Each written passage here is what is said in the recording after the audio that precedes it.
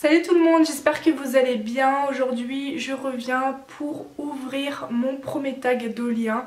Ça fait maintenant quelques mois, depuis les grandes vacances précisément, que j'ai créé mes 10 questions. Et j'ai fait en sorte que mes 10 questions soient originales. À vrai dire, je n'ai pas regardé tous les tags Dolien. Donc j'espère juste que mes questions ne se retrouveront pas dans d'autres tags. Et puis si il y en a qui se sont retrouvés dans d'autres tags, excusez-moi, voilà, je me suis inspirée de aucun tag. J'ai vraiment essayé de trouver mes propres questions et je suis accompagnée d'Anna. Donc j'ai galéré à bien la positionner. J'espère que sa position ne sera pas what the fuck et que ça va passer. Du coup, je vais commencer avec mes 10 questions. Tout le monde a le droit de le refaire, juste précisez qu'il vient de moi. Et en plus, s'il vous plaît, mettez le lien de ma chaîne YouTube en barre de description. Donc voilà, mais sinon à la fin de mon tag, j'aimerais quand même taguer quelques personnes. Donc c'est parti. Et aussi, mes questions seront marquées en vidéo, mais aussi en description. Voilà, pour que ça soit plus facile pour vous à récupérer mes questions. Première question, quelle est la Pulip Groove du maquillage que tu aimes le plus dans ta collection? Donc ma préférée physiquement de mes Pulip Groove, c'est Anna, ma première Pulip. Je trouve qu'elle est vachement originale pour une RS noire. Dites-moi ce que vous en pensez, mais c'est mon coup de cœur. Franchement, dans mes grooves, c'est mon coup de cœur. Deuxième question, quelle est la Pulip June Planning du maquillage que tu aimes le plus dans ta collection? Alors si vous n'avez pas de June Planning, ça risque d'être un petit peu difficile d'y répondre.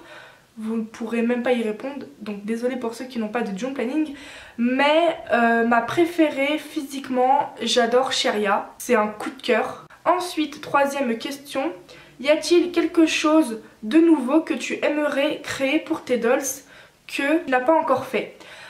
Donc moi j'ai déjà commencé un petit peu à en créer. Ce sont des yeux pour Pulip, mais j'en ai créé des yeux sans pupille. Je vous mettrai une photo de Cole qui a des yeux sans pupille qui ont été faits par moi.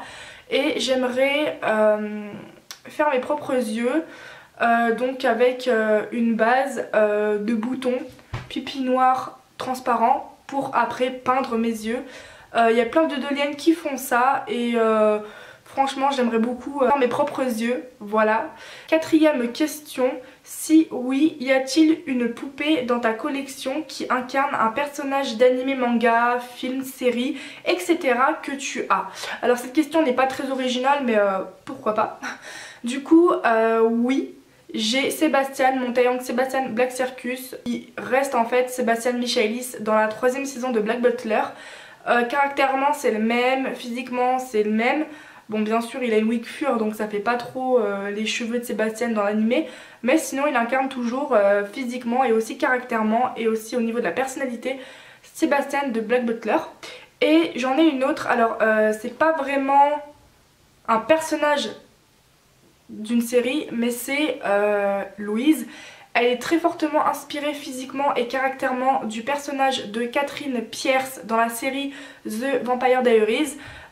Physiquement c'est elle et caractèrement aussi, même si c'est vrai que son caractère est beaucoup plus négatif et beaucoup plus méchant. Mais voilà pour la question 4. Ensuite, cinquième question, pour ta collection tu aimerais avoir une dollhouse plutôt sous forme de diorama ou plutôt un meuble avec plusieurs cases dedans? Alors moi je pense que vous le savez mais ma dollhouse et dans un meuble avec plusieurs cases dedans, mais je préfère avoir une dollhouse avec un meuble et plusieurs cases dedans qu'un diorama, parce qu'un diorama tu dois acheter pas mal de choses selon ce que tu veux et ça prend énormément de temps, alors que certes d'acheter un meuble c'est très cher mais au moins t'as moins de choses à acheter. Enfin je sais pas, je préfère avoir un meuble avec plusieurs cases dedans pour faire ma dollhouse qu'un diorama. Sixième question. Alors cette question là j'ai l'impression qu'elle est un petit peu mal formulée. Je vais essayer de vous expliquer le sens de cette question qui n'est pas très logique en fait quand j'y pense. Donc du coup sixième question. Parmi une de tes Pulip, une seule de ta collection, chez quelle autre dolienne ou dolien elle est ta préférée, donc autre que la tienne. C'est-à-dire que par exemple, je vais prendre Anna, c'est une Pulipe RS noire. Est-ce que vous connaissez d'autres doliennes qui ont... Alors par contre une seule dolienne qui a le même modèle que vous, et est-elle votre préférée? Comment vous expliquer?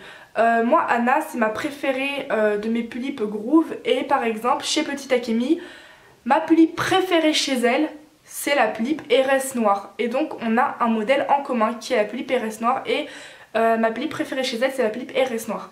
En gros c'est ça, je pense que vous avez compris en donnant ma réponse. Et si vous n'avez pas compris, désolée, je sais que ma question n'est pas très logique et un petit peu mal formulée, mais j'espère que vous allez quand même comprendre. 7e question, tu aimes plutôt faire des photos dans un jardin ou chez toi? Alors c'est vrai que cette question aussi n'est pas très originale.